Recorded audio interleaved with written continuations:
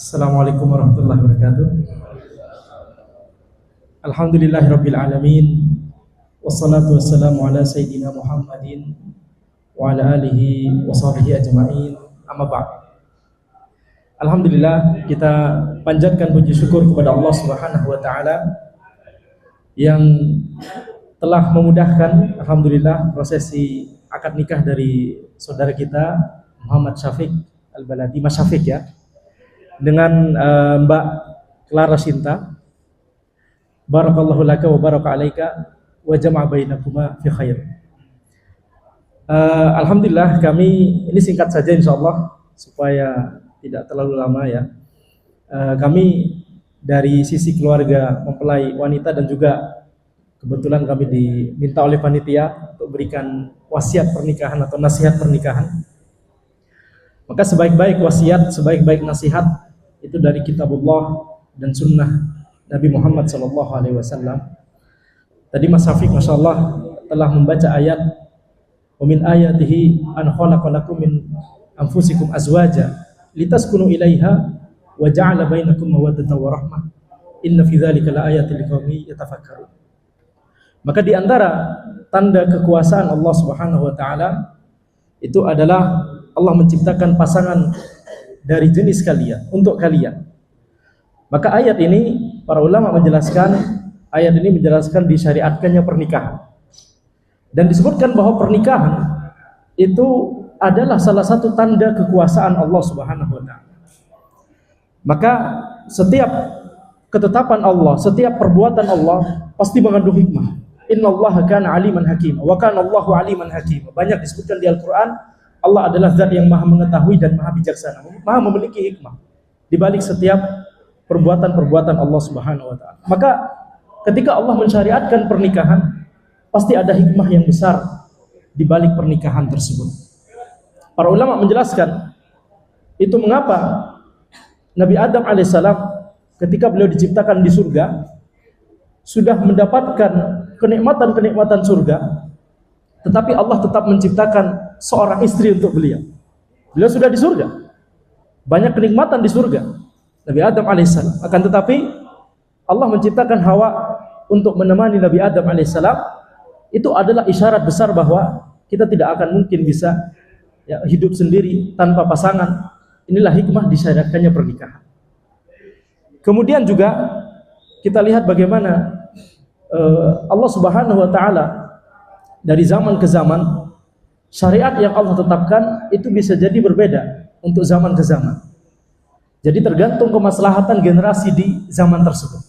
Contoh misalkan di zamannya umatnya, kaumnya Nabi Musa alaihissalam, itu di zamannya Bani Israel, kalau ada baju yang terkena najis, maka syariatnya Nabi Musa adalah baju ini harus dipotong. Sedangkan di syariatnya Nabi Muhammad SAW, kalau baju kita terkena najis, maka cukup disucikan dengan air, dibasuh dengan air sampai najisnya hilang, gitu ya. Coba bayangkan kalau misalkan di zaman ini menggunakan syariat untuk kaumnya Nabi Musa alaihissalam. Kalau terkena najis, maka kemudian baju kita atau celana kita, sarung kita harus dipotong. Kira-kira bagaimana? Nanti compang-camping ya baju kita. Maka tentunya itu syariat yang terlalu berat untuk kita, akan tapi itu syariat yang maslahat di zamannya Nabi Musa alaihissalam. Jadi Allah Subhanahu wa taala mengganti-ganti syariat sesuai dengan hikmah Allah, sesuai dengan kemaslahatan untuk setiap umat di zaman tersebut. Tetapi pernikahan itu selalu Allah syariatkan. Tidak hanya dari Nabi yang pertama, Nabi Adam alaihissalam ketika sudah di dunia, bahkan sejak Nabi Adam alaihissalam masih di surga, sudah diciptakan Hawa untuk menemani Nabi Adam alaihissalam. Bahkan sampai manusia nanti masuk ke dalam surga kembali, penghuni surga masuk ke dalam surga Allah. Semoga kita semua menjadi penghuni surga dari Allah Subhanahu wa taala. Maka pernikahan tetap dipertahankan. Yang dulunya suami dan istri ketika di dunia, ketika dua-duanya merupakan penghuni surga, maka kelak akan dikumpulkan kembali masuk surga sekeluarga. Maka lihat bagaimana pernikahan dari manusia masih di surga sampai manusia masuk surga kembali, pernikahan selalu disyariatkan oleh Allah Subhanahu wa taala. Itu menunjukkan betapa besar maslahat dari pernikahan. Makanya kata Ibnu Abidin, rahimahullah, beliau berkata bahwa pernikahan itu disyaratkan oleh Allah dari surga ke surga. Jadi ini merupakan hikmah yang besar, ada hikmah yang besar di balik pernikahan.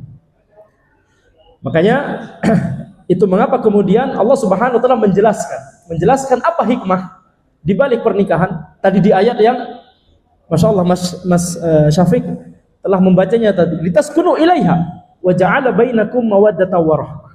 Pernikahan itu disyaratkan oleh Allah supaya kita itu mencipta atau tercipta kondisi sakinah, mendapatkan ketenangan, sakinah, kemudian mawaddah, kecintaan antara suami dan istri tersebut, warahmah, dan kemudian juga rahmat dari Allah Subhanahu wa taala. Para sebagian ulama mentafsirkan rahmah itu sebagai anak keturunan. Walaupun sebenarnya maknanya umum, yaitu seluruh rahmat Allah Subhanahu wa taala, adanya kebahagiaan antara suami istri, ketenangan di antara suami istri tersebut. Jadi ini tujuan dari pernikahan. Ini tujuan yang ditetapkan oleh Allah dari pernikahan.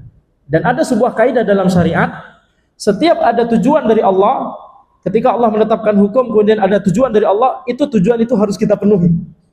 Sama seperti ketika misalkan kita puasa, tujuannya adalah kutiba alaikum as-siyam kama kutiba alal ladzina min qablikum la'allakum tattaqun. Puasa disyariatkan oleh Allah, diwajibkan oleh Allah supaya kita bertakwa. Jadi kita harus wujudkan, kita berpuasa adalah dalam rangka supaya kita semakin bertakwa kepada Allah, bukan puasa karena sekedar mau diet, bukan puasa ketika puasa malah kita sibuk menghabiskan waktu kita mau bukber sama siapa, gitu ya. Tapi esensi puasa adalah bertakwa kepada Allah. Sama dengan pernikahan, esensinya adalah supaya terwujudnya sakinah, mawaddah, dan rahmah. Oleh karena itu ini tujuan dari Allah, kita harus menyesuaikan dengan tujuan dari Allah tersebut. Kita harus membimbing keluarga kita, ya, sebagai kepala keluarga, kita harus membimbing keluarga kita supaya terwujudnya sakinah, mawaddah, dan rahmah tersebut. Makanya kemudian Allah Subhanahu wa taala di ayat yang lain Allah berfirman, wa'ashiruhunna bil ma'ruf. Pergaulilah, bermuamalahlah, bersikaplah dengan istri kita itu dengan cara yang ma'ruf. Fa in karihtumuhunna fa'asa an takrahu syai'an wa ja'alallahu fi khairan katsira. Kalau seandainya kalian itu tidak menyukai sebagian sifat, mungkin sebagian sifat dari istri, misalkan yang namanya manusia pasti ada sifat positif, ada sifat negatif. Mungkin lama-lama nanti insya Allah akan saling mengerti tentunya. Akan tapi ini prinsip yang disebutkan oleh Allah di Al-Quran. Pergaulilah, bersikaplah dengan pasangan kita dengan baik. Jadi kalau misalkan ada sesuatu yang tidak kita suka, bisa jadi sesuatu yang tidak kita suka itu justru sebenarnya adalah kebaikan dari Allah. Contoh misalkan, kalau misalkan kita mendapati pasangan kita itu misalkan mungkin agak sedikit cerewet, misalkan, kemudian kita agak sedikit risih, tapi bisa jadi di cerewetnya pasangan kita tersebut, bisa jadi justru dengan cerewetnya itu melahirkan anak keturunan yang disiplin, anak keturunan yang rajin, anak keturunan yang pandai bertakwa kepada Allah Subhanahu wa taala. Bisa jadi. Jadi bisa jadi ada sesuatu yang kita mungkin sekarang tidak suka, akan tapi justru itu ada hikmah besar, ada kebaikan yang besar yang Allah letakkan di situ. Nah, ini prinsip supaya terwujudnya sakinah, mawaddah, warahmah, kita harus bersikap, bagaimana bersikap dengan baik. Wa'ashiruhunna bil ma'ruf. Pergaulilah, bersikaplah mereka dengan baik. Ayat tersebut walaupun untuk laki-laki, tapi juga itu berlaku untuk perempuan, karena setiap ayat yang ditujukan untuk laki-laki hukum asalnya adalah itu ditujukan juga untuk perempuan. Jadi Mas Syafiq dengan Mbak Sinta, ya, Mas Syafiq memperlakukan Mbak Sinta dengan baik, demikian pula Mbak Sinta juga harus memperlakukan Mas Syafiq dengan baik. Makanya seperti perkataan Al-Imam Al-Bukhari rahimahullah, beliau berkata dalam salah satu kitab beliau Sahih Al-Bukhari, bab al-ilmu qabla al-qawli wal amal. Ilmu sebelum berkata dan bertindak. Maka pernikahan ini harus kita ilmui terlebih dahulu, dan kami yakin ya Mas Syafiq sudah sedikit demi sedikit, bahkan sudah banyak ya mengilmui tentang bagaimana nanti mengarungi pernikahan. Yang namanya suami dan istri masing-masing ada punya hak dan ada punya kewajiban. Suami punya hak dan suami juga punya kewajiban. Demikian pula istri juga punya hak dan juga punya kewajiban. Maka tugasnya suami adalah melaksanakan kewajibannya, kewajiban suami, dan memenuhi hak istri. Sedangkan tugas istri adalah memenuhi kewajiban istri dan memenuhi hak suami. Kalau misalkan ada salah satu yang kemudian misalkan ada keteledoran, misalkan ada sebagian hak dari pasangan kita yang belum kita tunaikan atau hak kita tidak ditunaikan oleh pasangan lain, wa ashiruhunna bil ma'ruf.